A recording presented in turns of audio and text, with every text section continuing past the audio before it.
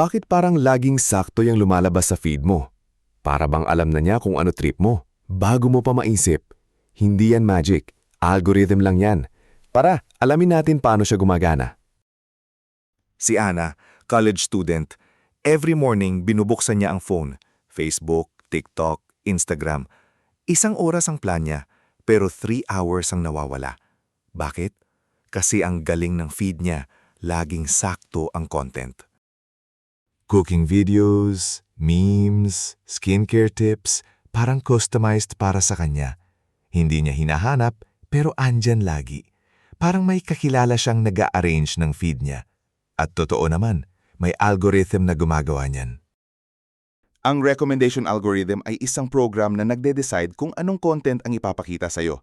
Hindi random yan. May formula, may scoring system. Bawat post nire-rate based sa kung gaano ka-likely na mag-engage.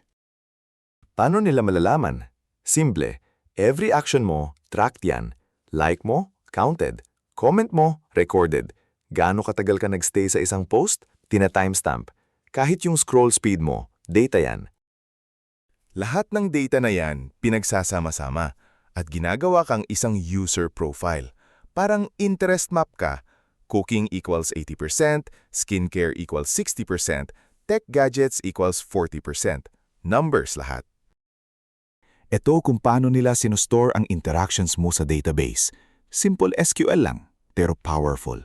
Bawat like, bawat view, bawat comment, nakarecord lahat sa isang table. At ito ang script for scoring.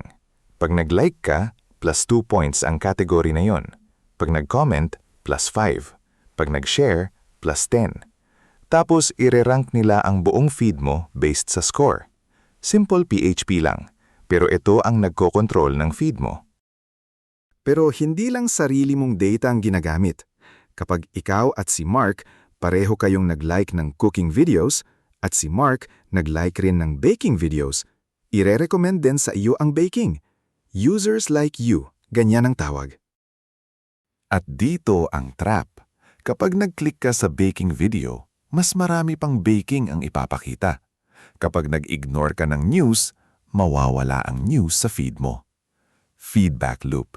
Pinapalakas ang bias mo, hindi binabalance. Pero hindi lang content ang nire-recommend.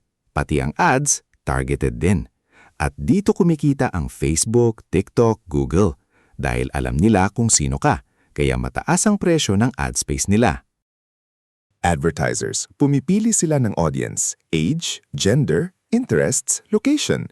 Sineset nila lahat para matarget ang exact na demographic. Tapos ang ad mo, sa tao na pasok sa criteria na yan lang lalabas. Ito ang query na ginagamit para hanapin ang target audience. Simpleng pag-select statement lang with conditions. Pero ito ang nagde-decide kung sinong makakakita ng ad. Ang data mo, ginagamit para ibenta sa iyo ang products. At ito ang ad auction. Hindi isa lang ang advertiser na may gusto sa iyo. Marami sila at nagbibid sila. Pinakamataas ang bid times relevant score, yun ang mananalo. Real-time auction, nangyayari every time na nag-scroll ka. Ang resulta, filter bubble, echo chamber, puro content na agree na lang sa'yo ang makikita mo. Iba't ibang content na ang nakikita ng bawat tao kahit na isang platform lang. Kaya divided ang opinions dahil divided ang feeds. Kung interesado ka sa isang bagay, lalo ka pang gagawing interesado. Pero kung galit ka naman, lalo ka pa niyang gagalitin. Hindi siya nagbabalance. Pinapalakas niya kung ano man ang nararamdaman mo. Kasi engagement yun para sa kanila. At eto ang nakakatakot. Alam nila ang age mo, location mo, relationship status mo, mga binili mo, at kung anong oras ka madalas mag-scroll. Lahat ng yan sa iisang profile lang. At binebenta nila yan sa advertisers. Pero may magagawa ka. I-clear mo ang ad preferences mo. Mag-unfollow ng hindi relevant, deliberately mag-search ng diverse content, at limitahan ang screen time. Awareness ang first step. At ngayon, alam mo na. Kaya next time na mag-open ka ng social media, tandaan mo, hindi ikaw ang nagde-decide kung ano ang makikita mo. Algorithm yan. At ngayon, At least, naiintindihan mo na kung paano siya gumagana. Salamat sa panunood! Kung na-enjoy mo, mag-like at follow. YouTube at Facebook, hanapin nyo si Pinoy Free Coder. Comment nyo kung ano ang next topic na gusto nyo.